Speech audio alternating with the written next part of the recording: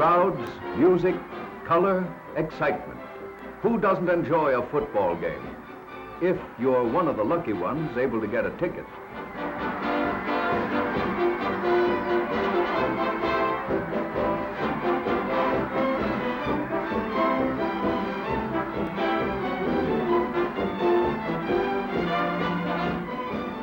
But of course, if you're not, well, it's just too bad.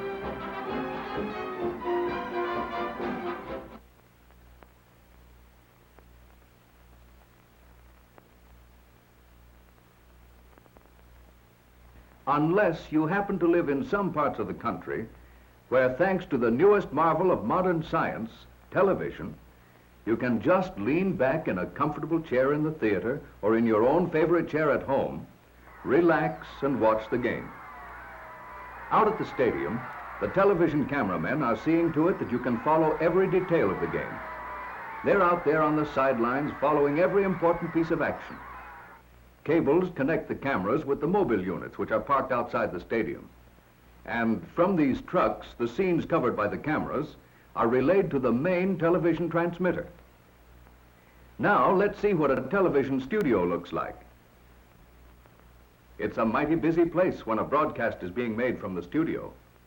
Great banks of light swivel down to flood the scene. Cameramen wheel in and out to pick up the action from the angle selected by the director.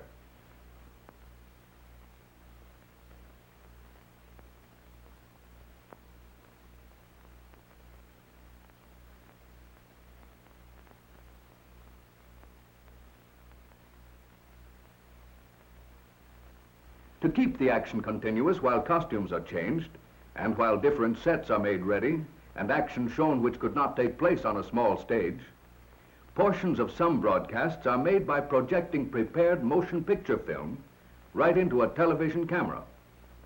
Using the same actors and identical sets, the motion pictures are made in advance.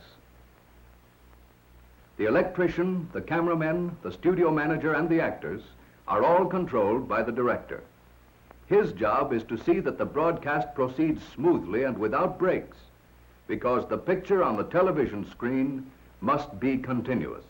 Camera 1, move in close on the girl.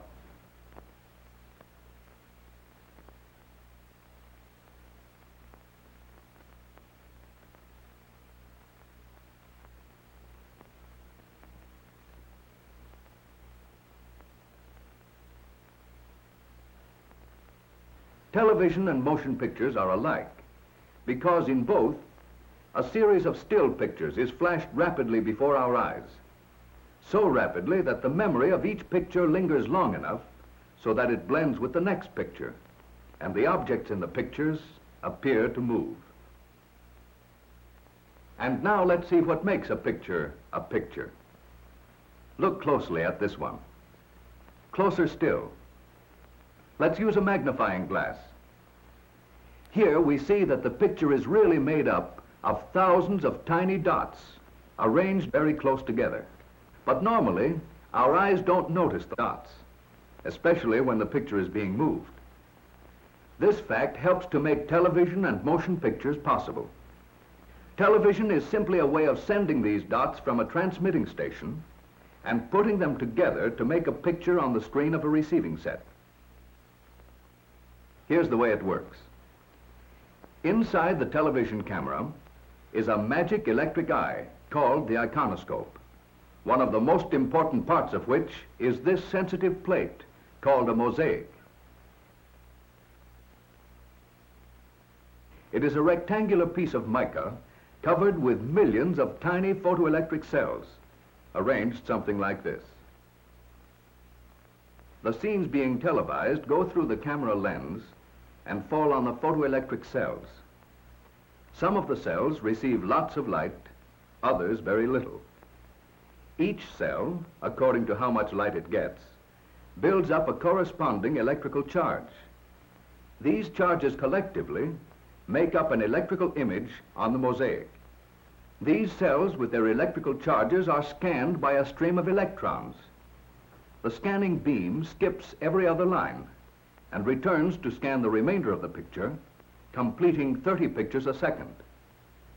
Each picture is composed of 525 individual scanning lines.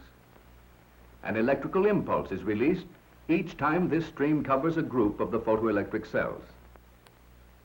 Each separate impulse travels from the sensitive plate of the iconoscope in sequence over wires to the transmitting station, where it is then sent out into space to be picked up by aerials connected to television receivers.